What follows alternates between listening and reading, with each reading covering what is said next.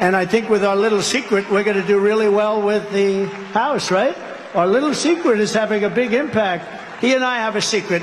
We'll tell you what it is when the race is over. This is Democracy Watch. Mark, that was a clip of Donald Trump saying that he's got a little secret that he'll unveil after the election.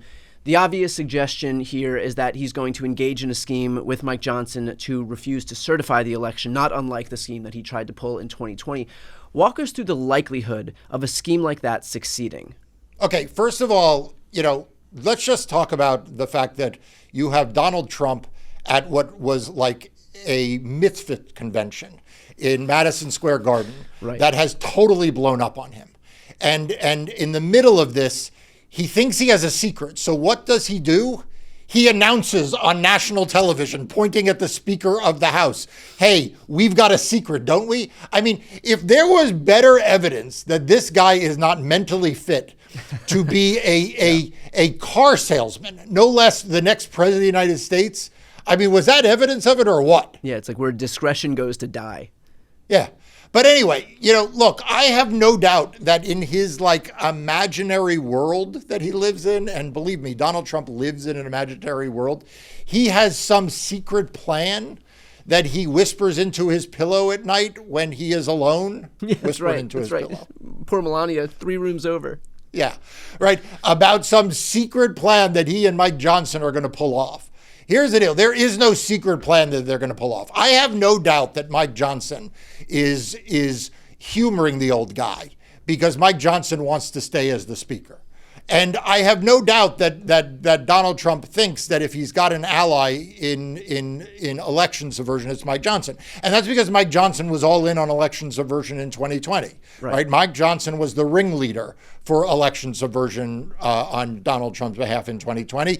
He tried to organize the House Republicans and did, at least successfully, around the case to try to throw out the votes in 4 states that Donald Trump that failed in December of 2020, and then again to try to get the House Republicans the evening of January 6th to try to throw out the election results, and that also failed. So look, I don't underestimate Mike Johnson as a bad figure, as someone who will engage in election subversion, but Donald Trump from the stage saying we have a secret. I mean, come on. He's either delusional or he's being played. Okay, so let's talk about the mechanics here. Even if Democrats take the House and are sworn in by January 3rd, before the January 6th certification date, is the plan here presumably among these Republicans who actually buy into this scheme, is the plan here to refuse certification in such a way that it would be kicked to House delegations where Republicans do have a majority? And if so, is that a plan that Republicans could enact even under a Speaker Jeffries? Yeah, so there's no question that is the plan that Donald Trump has in his head. And I don't want to minimize it because, of course, we saw what Republicans and Donald Trump were willing to do in 2020, including the lawsuits, including the violent insurrection, including the effort, precisely as you said, to try to block certification. I am not minimizing that. I am minimizing Donald Trump's mental acuity that he is standing on a stage in Madison Square Garden and pointing to Mike Johnson. But yeah, the plan that Donald Trump has in mind, and undoubtedly there are elements of the Republican House conference that are all in on it, including probably Mike Johnson, is to try to throw the election to the House of Representatives and have the House delegations select the outcome. When Speaker Jeffries is sworn in, because Democrats, I believe, are going to win the House majority, that will all go by the wayside. But do I think Donald Trump will say or do anything to stay out of prison? Yes. Do I think he thinks that he's going to lose the election? Yes. Therefore, do those two meet up at some scheme he will have to try to either overturn the outcome of the election in court, which failed in 2020 and will fail again if he tries it in 2024? Sure. And then will he try it again on the House floor? Yes. But all of those are destined to fail. I mean, everyone listening out there should be confident that Donald Trump thinks crooked. Donald Trump is a liar. He will lie and think crooked again after this election. Mike Johnson will do whatever he can to help him. But the good news is there isn't much Mike Johnson's going to be able to do, and so their secret's not going to come to much. One thing I want to dig into here is the Electoral Count Reform Act that you had just alluded to. How does that updated law impact Republicans' ability to be able to execute this plan?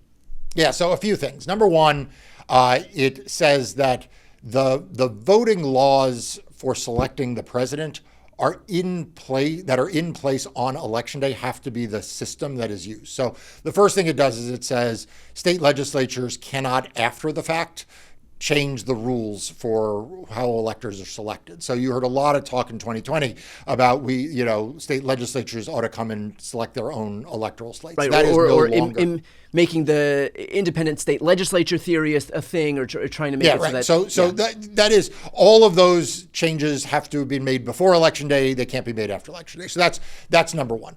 Number two is it makes more certain, again, to the extent there was uncertainty, and I don't think there was, that the vice president's role and the role of Congress is limited, where the governor has sent a certified slate of electors. So assuming that all of the governors submit certificates of ascertainment, which is what they're called, to the Congress by the safe harbor deadline, those are the conclusive slates. So there's really there's no play in that joint in the way in which the various schemes that Republicans hatched, and for which a number of them have now been indicted, I might add.